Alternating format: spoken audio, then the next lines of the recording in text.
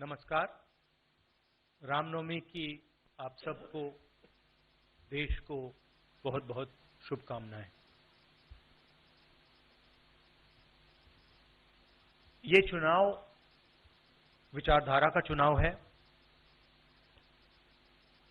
एक तरफ आरएसएस और बीजेपी जो संविधान है, लोकतांत्रिक सिस्टम है, उसको खत्म करने की कोशिश कर रही है, और दूसरी तरफ इंडिया गठबंधन, कांग्रेस पार्टी संविधान को, लोकतंत्र को डिफेंड करने की कोशिश कर रही है, उसकी रक्षा कर रही है। चुनाव में दो तीन बड़े मुद्दे हैं। सबसे बड़ा बेरोजगारी, दूसरे नंबर पर महंगाई, भागीदारी। मगर बीजेपी 24 घंटा डिस्ट्रैक्शन करने में लगी रहती है। कभी प्रधानमंत्री समुद्र के नीचे चले जाते हैं, कभी आसमान में सी प्लेन पे चले जाते हैं, मगर जो मुद्दे हैं उनके बारे में ना प्रधानमंत्री ना बीजेपी बात करती है। कुछ दिन पहले प्रधानमंत्री ने एएनआई को बहुत लंबा इंटरव्यू दिया। स्क्रिप्टेड था, मगर फ्लॉप शो था। प्रधानमंत्री जी ने उसमें इलेक्टोरल बॉन्ड्स समझाने की कोशिश की। प्रधानमंत्री जी कहते हैं कि इलेक्टोरल बॉन्ड्स का सिस्टम ट्रांसपेरेंसी के लिए लाया गया, राजनीति को साफ करने के लिए लाया गया। अगर ये सच है तो उस सिस्टम को सुप्रीम कोर्ट ने रद्द क्यों किया? और दूसरी बात, अगर आप ट्रांसपेरेंसी लाना चाहते थे तो जिन लोगों ने आपको पैसा दिया, बीजेपी को पैसा दिया, हजारों करोड़ रुपए दिए, उनका नाम आपने क्यों छुपाया था? और जिन तारीखों पे उन्होंने आपको पैसा दिया, उसको आपने क्यों छुपाया था? पता लगता है हजारों करोड़ रुपए का कॉन्ट्रैक्ट किसी कंपनी को मिलता है, उसके एकदम बाद वो कंपनी बीजेपी को पैसा देती है। सीबीआई की इंक्वायरी होती है, ईडी की इंक्वायरी होती है, किसी कंपनी पर शुरू होती है। उसके 10-15 दिन बाद कंपनी करोड़ों रुपए बीजेपी को देती है, और फिर सीबीआई की इंक्वायरी, ईडी की इंक्वायरी बंद हो जाती है। सड़क पे इसको एक्सटॉर्शन कहते हैं। एक्सटॉर्शन कहते हैं सड़क पे। तो ये जो है इलेक्टोरल बॉन्ड्स का जो स्कीम है, ये दुनिया का सबसे बड़ा एक्सटॉर्शन का स्कीम है। हिंदुस्तान के सारे बिजनेसमैन इस बात को समझते हैं, जानते हैं, और प्रधानमंत्री जितनी भी सफाई देना चाहें, कोई फर्क नहीं पड़ने वाला है, क्योंकि पूरा देश जानता है कि प्रधानमंत्री भ्रष्टाचार के चैंपियन है। धन्यवाद। मैं धन्यवाद देता हूं, और सबसे पहले मैं अपने प्रेस के साथियों को आपके माध्यम से पूरे देश और प्रदेशवासियों को मैं रामनवमी की बहुत बहुत बधाई और शुभकामनाएं देता हूं। ऐसा त्योहार, ऐसे दिन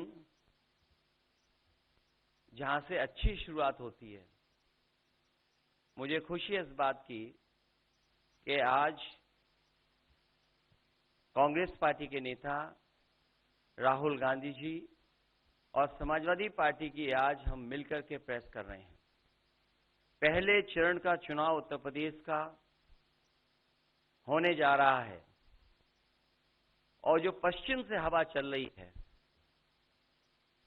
वो पूरे के पूरे उत्तर प्रदेश और देश के माहौल को बदलने जा रही है। आज गाजियाबाद में बैठे हैं। इस बार भारतीय जनता पार्टी को गाजियाबाद से लेकर के गाजीपुर तक इंडिया गठबंधन सफाया करने का काम करेगा। आज किसान दुखी है, तमाम जो वादे किए थे, भारतीय जनता पार्टी की हर बात झूठी निकली। उनके वादे झूठे। न किसान की आय दोगुनी हुई, न नौजवान को नौकरी रोजगार मिला, और जो सपने दिखाए थे विकास के, वो भी अधूरे हैं। जो इनका नैतिकता का बुलबुला था, वो भी टूट गया। इलेक्टोरल बॉन्ड ने इनका बैंड बजा दिया। भारतीय जनता पार्टी सभी भ्रष्टाचारियों का गोदाम बन गई। न केवल भ्रष्टाचारियों को ले रहे हैं, बल्कि भ्रष्टाचारियों ने जो कमाया है उसको भी अपने साथ रख रहे हैं। जहां उत्तर प्रदेश देश का सबसे बड़ा प्रदेश है, डबल इंजन की सरकार में जो दावा करते रहे डबल इंजन, उनकी होर्डिंग देखिए आप कि अब डबल वहां पर नहीं दिखाई देते हैं, अकेले दिखाई दे रहे हैं। इनके प्रत्याशी होर्डिंग से गायब हैं, और चुनाव के बाद होर्डिंग पे जो अकेले हैं वो भी गायब हो जाएंगे, और सफाया होने जा रहा है। इनका एक ही नारा है, झूठ बोलने का और लूटने का। लूट और झूठ भारतीय जनता पार्टी की पहचान बन गई है। पेपर लीक कितने हुए हैं? 1-2 होते तो ठीक था, लेकिन 10 पेपर लीक हुए।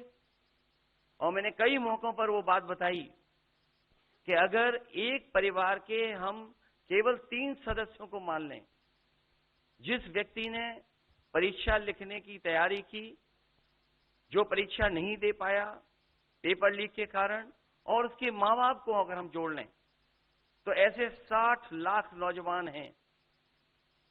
60 लाख नौजवानों का भविष्य अंधकार में डाल दिया। और अगर 60 लाख का गुणा करें हम 3 से, 1 करोड़ 80 लाख, और 1 करोड़ 80 लाख को अगर हम डिवाइड कर दें 80 लोकसभाओं से, तो भारतीय जनता पार्टी का 2,25,000 वोट हर लोकसभा में कम हुआ है। इसलिए एक भी वोट बट ना पाए। जहां हमें मतदान करना है, वहीं मतदान के दिन हमें सावधान भी रहना है। अगर हम सावधान रह करके मतदान करेंगे और अपने बूथ की चौकीदारी करेंगे, तो भारतीय जनता पार्टी का सफाया होगा। आने वाले चुनाव में, ये देश का चुनाव है, देश की जनता बदलाव चाहती है, और बदलाव की हवा पश्चिम से उत्तर प्रदेश से चल रही है। और मुझे पूरा उम्मीद है आने वाले समय में इंडिया गठबंधन और नई सरकार देश में दिखाई देगी।